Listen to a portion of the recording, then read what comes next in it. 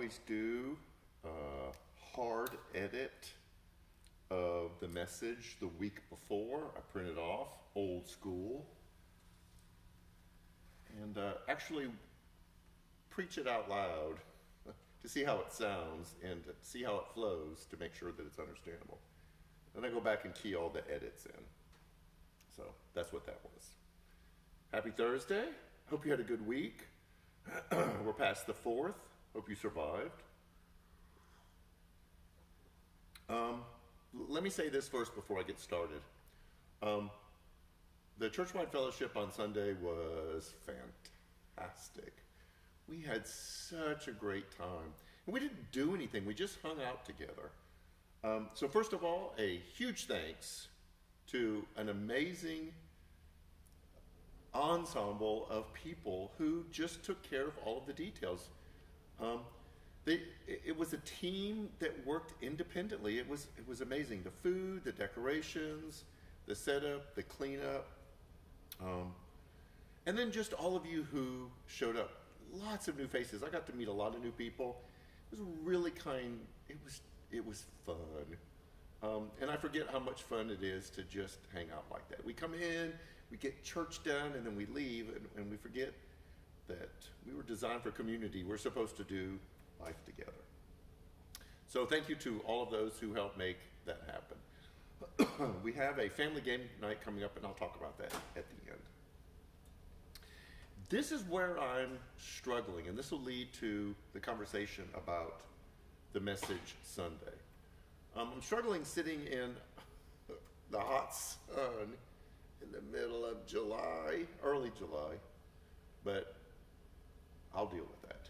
This is where I'm struggling, is there are people who say things and who do things that just activate something inside of me that is not Christ-like. I'm most of the time moved past the wanting to just zap them with a bolt of lightning, but I so vehemently disagree with what they believe, what they say, what they're doing, that I have a reaction that just wants to fix it, that just wants to make them stop, make them quit, make them see things differently, make them believe differently.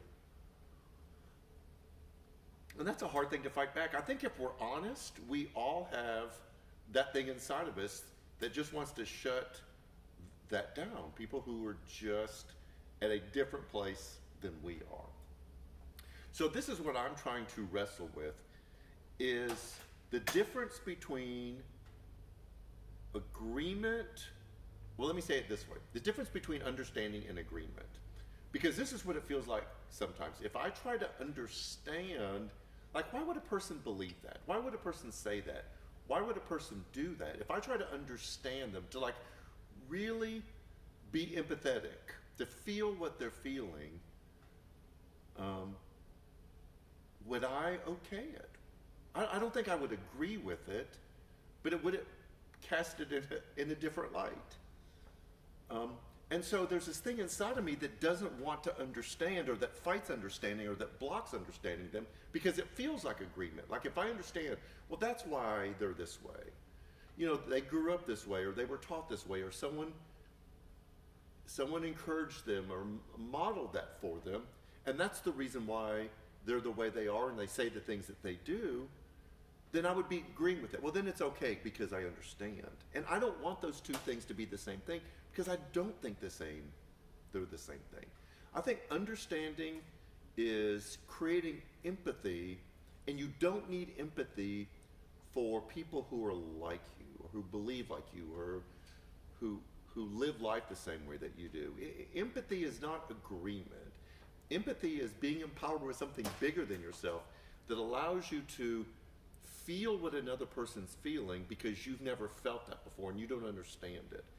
And we're not very good at that. We have a very fix-it mindset. Like, I just want to impose this set of rules. I want to force this behavior. I want these specific things to happen because I want whatever it is that I struggle to understand or I don't agree with to just go away, because then I don't have to deal with my discomfort of that difference. And that is a real thing, and it's a real draw, and it should be, as followers of Jesus, a constant tension. There's no one who was more obedient to the law, to what it meant to be a holy, righteous, set-apart person than Jesus. I mean, we all will have to agree with that unequivocally. Jesus understood and lived the law like anyone else, and yet he was able to live from this place of generosity and open-handedness when he ran into people who lived really questionable lifestyles. And what was that? The way I see it right now, and I'm still wrestling with this, it's understanding. It's like she grew up this way. This was her situation in life. This is all he was able to do. This was the only choice that he could make. He had made some choices that brought him to this place in life. And so Jesus' empathy and compassion and kindness grew out of this understanding, and yet he was able to hold on to his own core values of, I don't agree with it, but I understand why they are the way they are. So two things. We're starting what has become for me a super fascinating study of the letter to the church at Galatia, of Galatians, because that church was wrestling with a culture that didn't feel very friendly to this newfound movement of followers of Jesus. It was a culture almost exactly like ours that held up and worshiped and lived in a way that our culture lives like now. And the church didn't know how to respond to it. They were called to be like Jesus. They were called to respond like Jesus. But they weren't actually choosing the best way to interact with culture. And so Paul has to write them a letter and goes like, I get it. Those people out there are crazy. But we have to do some work to see what our response is to people that we don't understand or we don't agree with. And he comes across as really harsh, and I wrestle with that. But I think when we look past the way that they spoke to each other back then to the truth behind Paul's writing to them, there's a lot of application of how we can be more centered and grounded in living in a world that doesn't feel very friendly to us. I am blown away by how much application this letter has to our current situation. And how do we respond to a culture we don't agree with and we struggle to understand? I want this to be kind of conversational. Some of you talk back to me during the service. I love it. I want to encourage that. Don't ever be uncomfortable with that. That's kind of like my sweet spot. That's what makes After Party so great. Talk with each other as we go through this, because there's going to be a lot of opportunities to wrestle with some hard truths that Paul is presenting to this church. So that's starting this Sunday. We're going to be back together doing that. After Party starts back up. Man Cave will be the following Monday. Women's Bible Study is not meeting today, but they'll be meeting next Thursday, both Thursday morning and Thursday night. So look up information about that. We have the NCC family game night on July 21st. It's a Friday night. We're going to provide the ice cream. We want everyone to bring toppings.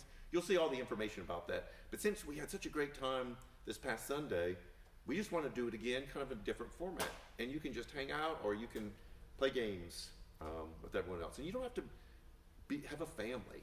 If you enjoy just hanging out with people or coming and play games, join us. We'll give you an update about the building fund and how you can contribute. You guys are doing a great job, and we appreciate it. You'll get some specific information about dealing with some of the struggles and frustrations we have on trying to get the work done. A lot of information. I think that's it. I feel like I'm missing something, but it's just getting back into the swing of things. So, this has been a little long, but we have a lot of catching up to do. An after party will be starting back up again. Some of you have really been missing that. So yes, we will be meeting this Sunday too. So I hope to see all of you there. So anyways, I need to finish editing my message so I can make some kind of sense on Sunday. So I'll get back to this. You have a great rest of the week. Stay cool, and we'll see you Sunday. Take care.